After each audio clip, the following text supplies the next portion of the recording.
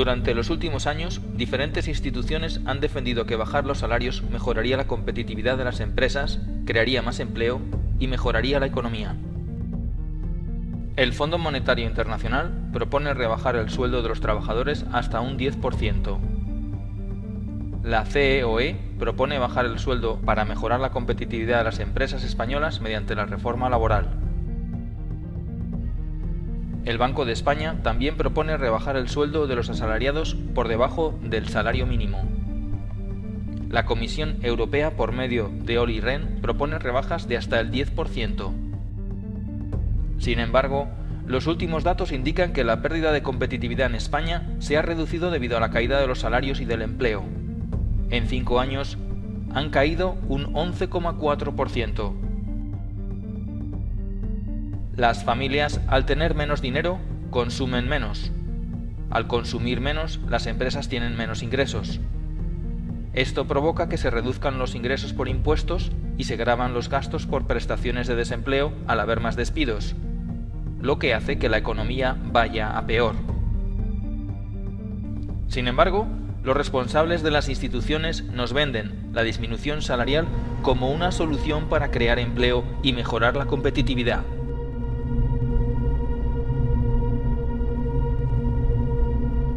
Conozcamos quiénes son los tecnócratas que proponen esta solución. Gerardo Díaz Ferrán, expresidente de la COE, fue uno de los grandes defensores de esta política. En septiembre de 2010 declaraba que para salir de la crisis había que trabajar más y cobrar menos. Su argumento era que si no lo es, el trabajador que quiera cobrar más acaba por no cobrar más que el paro. El 3 de diciembre del año 2012 fue detenido por delito de alzamiento de bienes y blanqueo de capitales, ingresando en la prisión de Soto del Real. Luis María Linde, gobernador del Banco de España, propone que se baje incluso el salario mínimo como medida para crear empleo. Durante los primeros 6 meses de su mandato, cobró 81.320 euros, 21 veces el salario mínimo.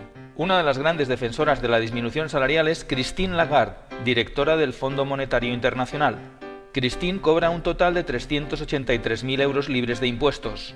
Lagarde no solo no se ha bajado el sueldo, sino que se le ha subido un 11%. Olli Rehn, vicepresidente de la Comisión Europea, propone bajar los salarios un 10% en España. Olli cobra un salario cercano a los 20.000 euros mensuales. Todos los partidarios de la disminución salarial, curiosamente, nunca hablan de los salarios de los altos directivos ni de las indemnizaciones millonarias de muchos directivos de banca que han estafado o que tienen delitos pendientes. Veamos algunos ejemplos de directivos de banca que han recibido ayudas públicas y lo que cobran. Rodrigo Rato, 2.300.000 euros, 297 veces el salario mínimo. Francisco Verdú, consejero delegado de Bankia, 2.260.000 euros, 291 veces el salario mínimo. José Luis Olivas, responsable del agujero del Banco de Valencia, 1.600.000 euros, 206 veces el salario mínimo. José María Castellano, de Nova Galicia Banco, 899.290, 116 veces el salario mínimo. Enrique Goñi, de Banca Cívica, 900.000 euros, 116 veces el salario mínimo.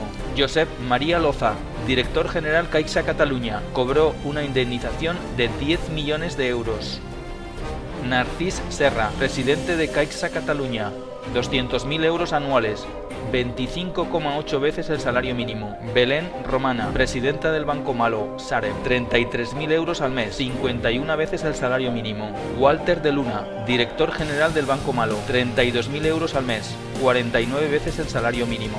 Podríamos pensar que estas medidas que tantos defienden, los políticos se las aplican a sí mismos, convencidos de las bondades del sistema y comprometidos con la recuperación económica. Pero no es así. El presidente del gobierno, Mariano Rajoy, pasó de cobrar 157.000 euros en 2007 a cobrar 200.000 euros en 2011. Ana Mato pasó de cobrar en 2009 103.712 euros a cobrar en 2011 122.225 euros. Gerardo Galeote pasó de los 86.000 euros en 2009 a los 151.000 euros en 2011.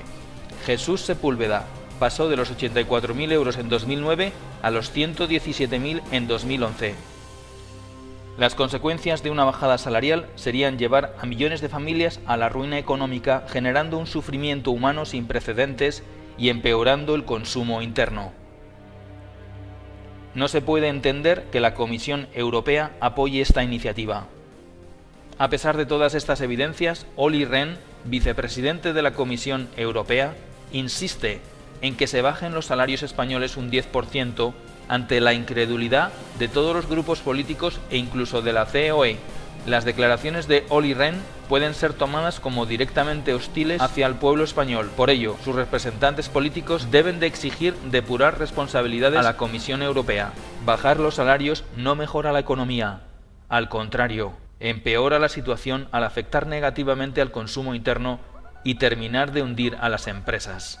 Todo lo demás es fomentar y crear una cultura de la esclavitud, y la esclavitud no es competitiva.